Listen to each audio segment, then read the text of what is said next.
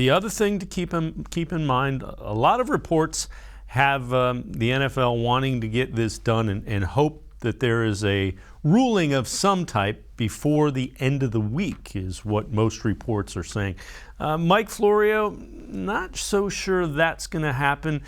Here's Florio on how long this process of the hearing could take place.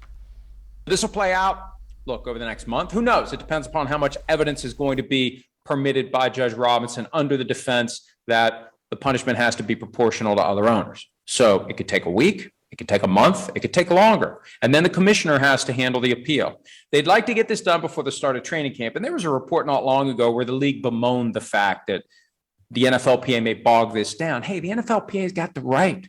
The NFLPA has the obligation to defend Deshaun Watson.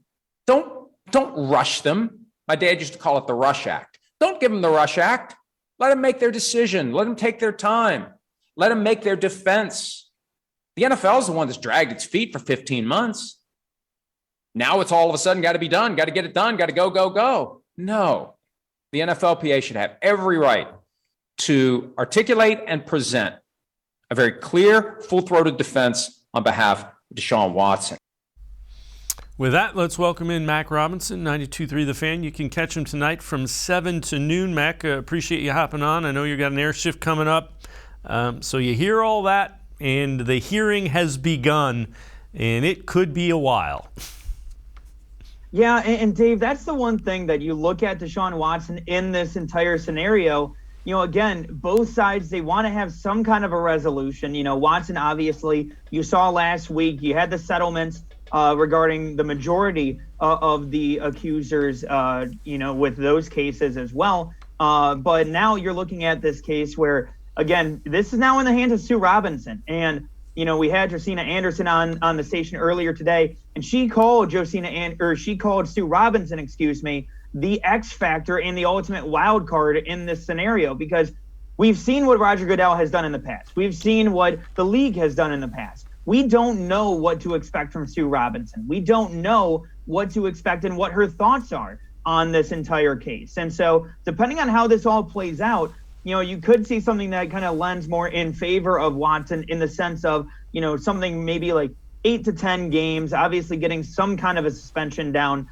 for him as well. But again, not necessarily the full year-long suspension that, you know, we've heard constantly from the NFL. You know, they're going to push for the year-long suspension. They're going to push for the year-long suspension.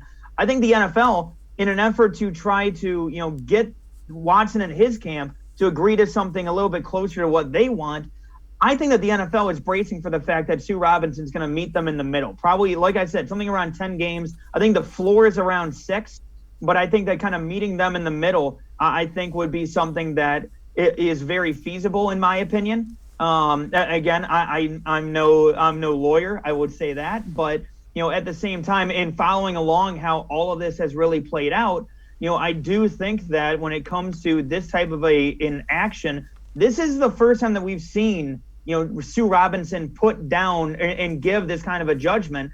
And so at that point, if you're the NFL, you join, like Chris Canty had said, you jointly accepted and appointed her into this type of a role. If you're the NFL and this is the first time you're doing this, do you really want to have it look like we're going to go against it no matter what? And so that's kind of the give and take, I guess, of this decision that you're going to get from Sue Robinson in the coming days or weeks.